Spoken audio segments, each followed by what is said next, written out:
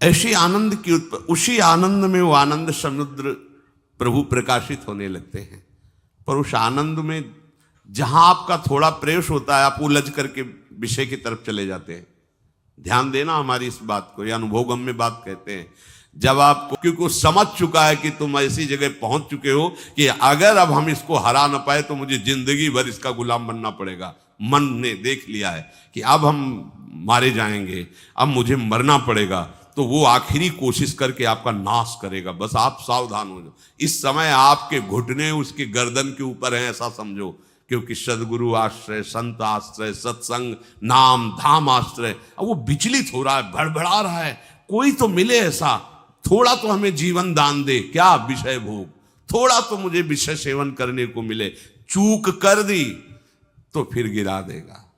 परमहंस श्री ओंकारानंद सरस्वती जी ले जब बिल्कुल नई अवस्था में सामने उनके गए, तो उनका अच्छा बच्चा, बड़े भाग्यशाली हो, वैराग्य मार्ग में आए हो, पर ध्यान रखना, एक सांप को जब बंदर पकड़ता है तो बोले ऐसे ऐसे जड़ में रगड़ता है, फिर देखता, सू तो नहीं बोला, फिर रगड़ता है, और वो मरने पर भी रगड़ता ही रहता है कि कहीं इसमें जान न।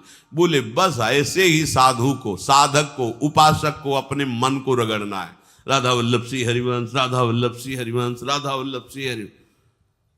अगर सू बोलने का मतलब अगर थोड़ा भी विषय स्फुरण रह गया है तो अभी रगड़ते रहो, राधा वल्लभ सिंह हरिवंश। फिर सच्ची कहते भजन करना नहीं पड़ता। जैसे भजन थोड़ी करना पड़ता है ही नहीं भजन, किसी और कुछ क्या करें, कुछ है ही नहीं यंत्रों में, वो स्फुरते केवल वही। अब उसको भजन थोड़ी करना है, रह ही नहीं गया, कुछ करना ही नहीं रह गया है। हंस रहे, खेल रहे, बात कर रहे, खा रहे, पी रहे, चल रहे, ठाड़े बैठे परे उताना, कबीर काहे हम राहें ठिकाना, हर समय। पर वो स्थिति प्राप्त करने के लिए निरंतर अभ्यास की आवश्यकता है। श्री भगवान कह रहे हैं कि परमम पुरुषम दिव्यम याति पार्थानुचिंतयेत, जो मेरा सदैव चिंतन करता रहता है, दिव्य परम पुरुष का साक्षात्कार उसको अपने चित्त में ही हो जाता है। चित्त स्थान भगवान वासुदेव का है। शरीर छोड़ने के बाद नहीं, शरीर रहते ही ऐसी आनंद की वृत्ति उदय होती है। अब उनके लिए शब्द ही नहीं तो क्या वर्णन करें। मिलना नहीं, खेलना नहीं है, क्योंकि इस समय चढ़ाई का है। आनंद स्फुरित होने लगा है, बचाओ, बिल्कुल आसपास से सुरक्षित हो जाओ। वो आनंद ही आपको ऊपर ऐसी स्थिति में ला देगा जहां ये विषय नहीं ले जाएंगे। भगवान कह रहे परमम पुरुषम दिव्यम याति पार्थानुचिंतयन्, जो निरंतर अभ्यास चिंतन का करता है उससे चित्त में ही भगवत साक्षात्कार हो जाता है।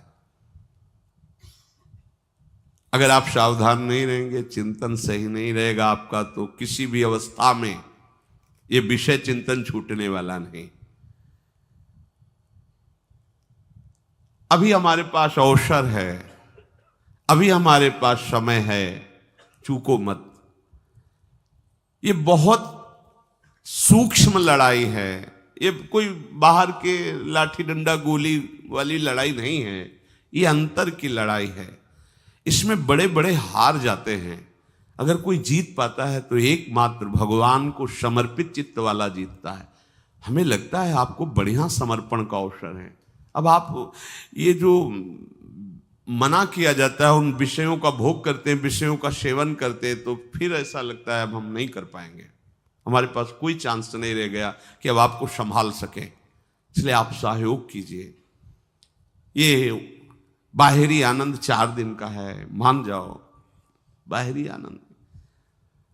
ये श्री जी के मार्ग के लिए हम कह रहे हैं किसी जन्म में भगवत प्राप्ति करनी।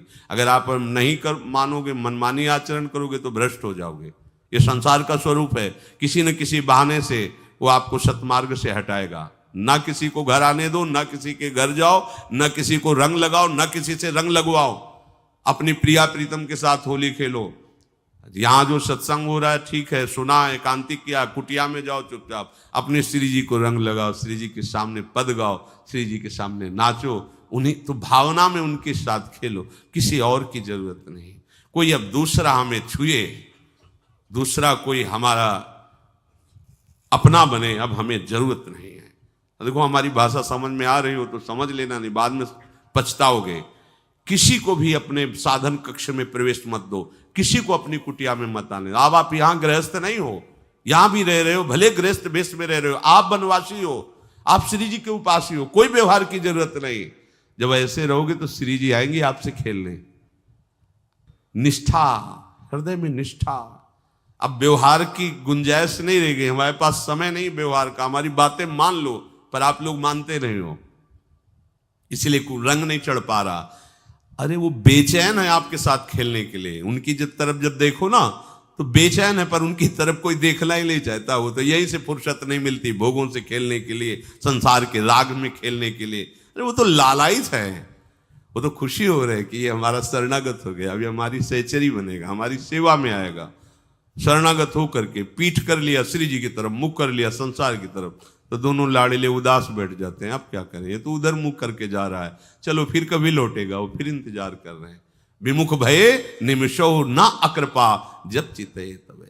खूब अभ्यास करो नाम जब। कोई होली दिवाली त्योहारी, हमारा सारा त्योहार लाडली लाल से है, इन्हीं के साथ खेलो। देखो तुम्हें बताएं, जो बच्चा बाहर खेलने नहीं जाता तो माता पिता उसके साथ खेलने लगते। कैसे? घुटने के बल चल रहा है तो वो पिता भी घुटने के बल चलेगा उसके साथ साथ। वो तोतली बोलेगा तो वो भी तोतली बोलेगा। देखा है कभी ऐसा? ऐसा कर। तो ये हमारे स्वामी भी जब देखेंगे कि अरे ये तो किसी से राजी नहीं है, केवल हमसे खेलना चाहता है, इनके लाने का एक ही उपाय है, ध्यान रखना, अनन्य व्रत नहीं चाहिए हमें। और जैसे कल आप सुन रहे थे, पपीहा बन के रहू रे, बस यही चातक व्रत नहीं, हमें नहीं चाहिए। अगर हमारे रंग पड़ेगा तो लाडली लाल का पड़ेगा, हम खेलेंगे तो लाडली लाल के साथ खेलेंगे, नहीं तो अब आजीवन नहीं खेलेंगे, आजीवन नहीं खेलेंगे। अगर हम पाएंगे ऊपर चढ़े हो, अब उसको ऊपर आने का अवसर मत दो। ऊपर आने का अवसर दिया तो अब आपको ऊपर आने का अवसर दुश्मन नहीं दे पाएगा, ध्यान रखना। एक बार अगर अब मन चढ़ गया आपके ऊपर और मनमानी आचरण करा लिया तो आपको भजन लायक नहीं रखेगा।